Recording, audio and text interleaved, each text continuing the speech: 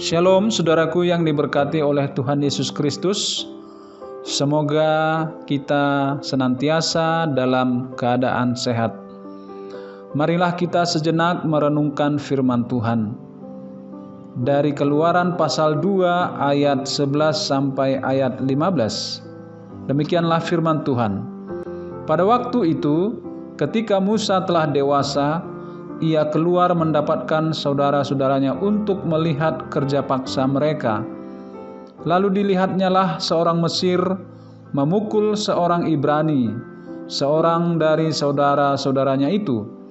Ia menoleh ke sana sini dan ketika dilihatnya tidak ada orang, dibunuhnya orang Mesir itu dan disembunyikannya mayatnya dalam pasir.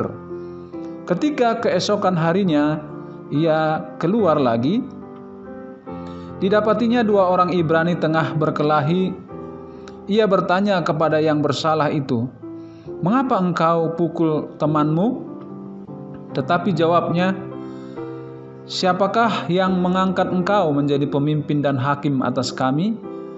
Apakah engkau bermaksud membunuh aku, sama seperti engkau telah membunuh orang Mesir itu?" Musa menjadi takut sebab pikirnya, tentulah perkara itu telah ketahuan. Ketika Firaun mendengar tentang perkara itu, dicarinya ikhtiar untuk membunuh Musa.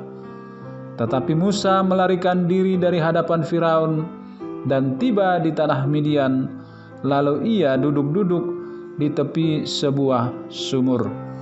Saudaraku, tema renungan kita kali ini belajar dari kesalahan.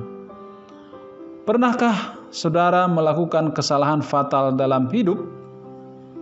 Lalu bagaimana Anda meresponnya? Hidup dalam penyesalan tidak ada gunanya. Ataukah bangkit untuk menata ulang kehidupan ke arah yang lebih baik? Kesalahan adalah guru termahal. Kesalahan mengajari banyak hal. Jika kita memaknainya dengan tepat, kesalahan berguna untuk memperbaiki karakter menjadi lebih rendah hati dan bijaksana.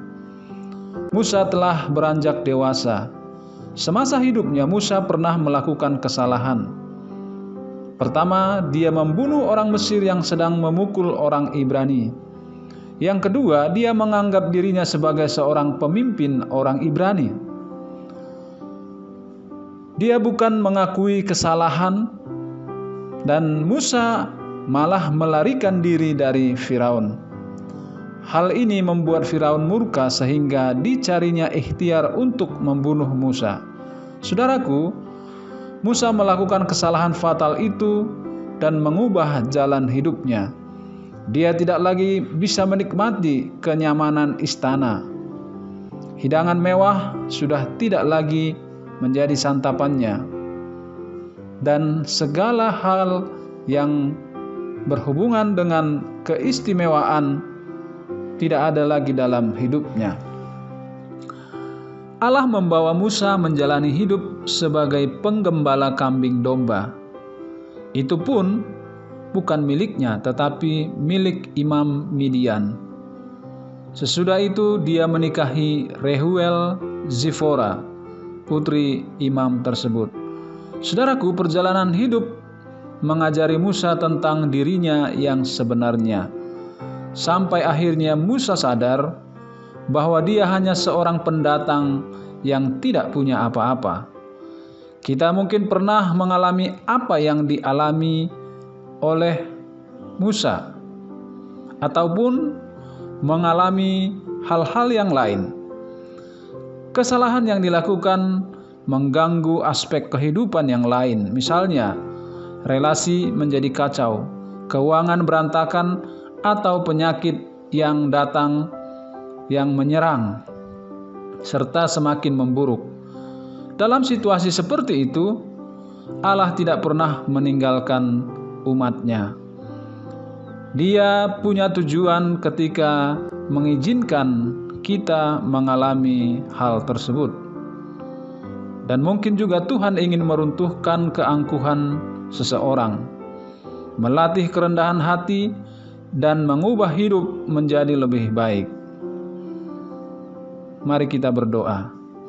Tuhan, biarlah Engkau campur tangan dalam kehidupan kami.